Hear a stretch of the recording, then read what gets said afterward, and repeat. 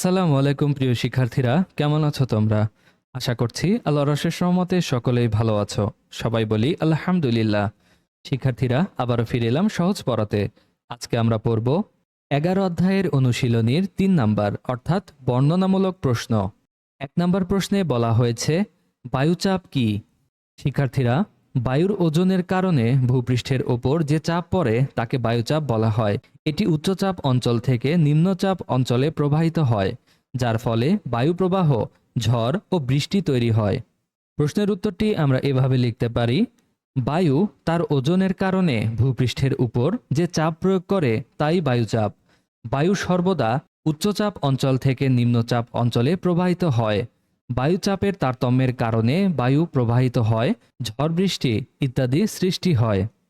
2 নম্বর প্রশ্নে বলা হয়েছে কিভাবে নিম্নচাপ সৃষ্টি হয়। শিক্ষার্থীরা, কোনো স্থানের তাপমাত্রা বেশি হলে বায়ু গরম হয়ে হালকা হয়ে উপরে উঠে যায়। এতে নিচের অংশ ফাঁকা হয়ে যায় এবং সেখানে বায়ুচাপ কমে গিয়ে নিম্নচাপ সৃষ্টি হয়।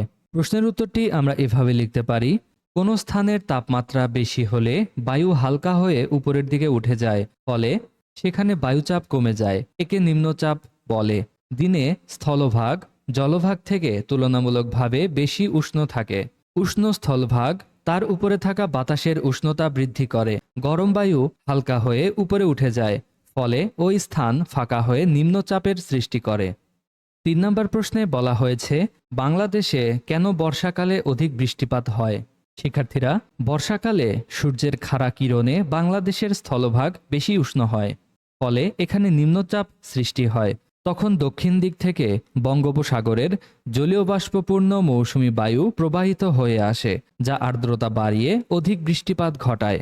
প্রশ্নের উত্তরটি আমরা এভাবে লিখতে পারি: বর্ষাকালে সূর্য বাংলাদেশের উপর খাড়াভাবে কিরণ দেয়, তাই বাংলাদেশের স্থলভাগ বঙ্গোপসাগরের চেয়ে উষ্ণ থাকে, ফলে বায়ুচাপ কম থাকে।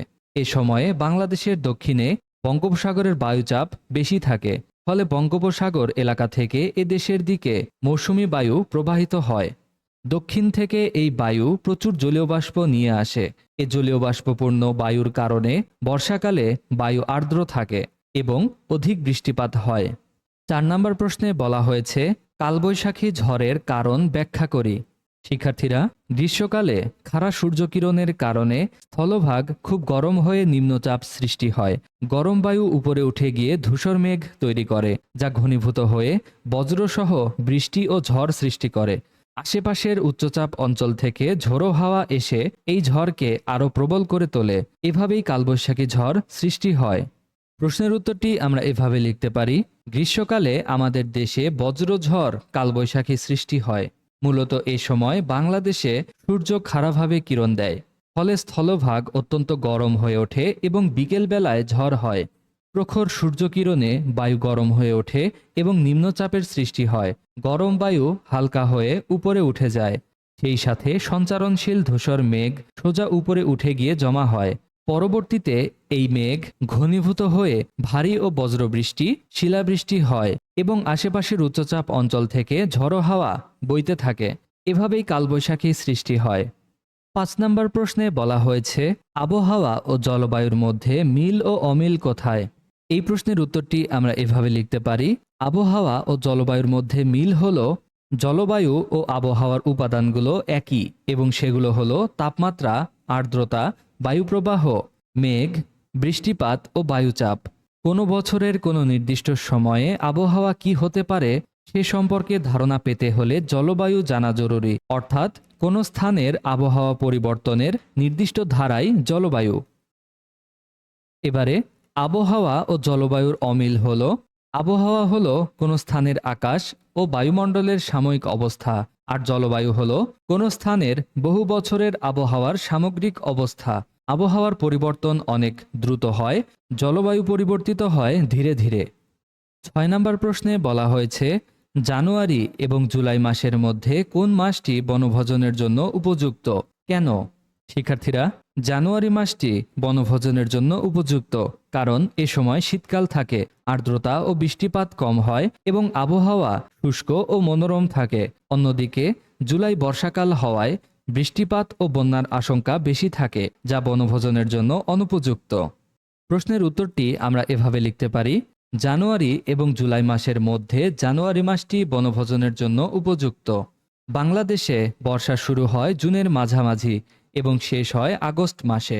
বর্ষাকালে মাসিক গড় আর্দ্রতা ও বৃষ্টিপাতের পরিমাণ অন্যান্য মাসের তুলনায় বেশি থাকে।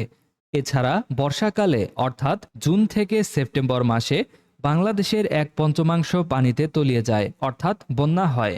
এজন্য বর্ষাকাল বনভোজনের জন্য উপযুক্ত সময় নয়। অন্যদিকে জানুয়ারি মাসটি মূলত শীতের শেষ সময়। এই সময়ে সূর্য বাংলাদেশে তির্যকভাবে কিরণ দেয়, তাই বায়ুচাপ বেশি থাকে। শীতকালে উত্তর দিক থেকে দক্ষিণে বঙ্গোপসাগরের দিকে বায়ু প্রবাহিত হয়। এই বায়ু স্থলভাগ থেকে আসে বলে এতে জলীয় বাষ্প কম থাকে। এজন্য শীতকাল শুষ্ক থাকে এবং বৃষ্টিপাত কম হয়। এসব কারণেই জানুয়ারি মাসটি বনভোজনের জন্য উপযুক্ত। শিক্ষার্থীরা, আজকের ক্লাস এটুকুই। আশা করছি সকলেই এই অংশটুকু সুন্দরভাবে বুঝতে পেরেছ। ভিডিওটি ভালো লাগলে লাইক কমেন্ট করে আমাদের পাশে থাকবে। সকলেই ভালো থাকো, সুস্থ থাকো। আল্লাহ হাফেজ।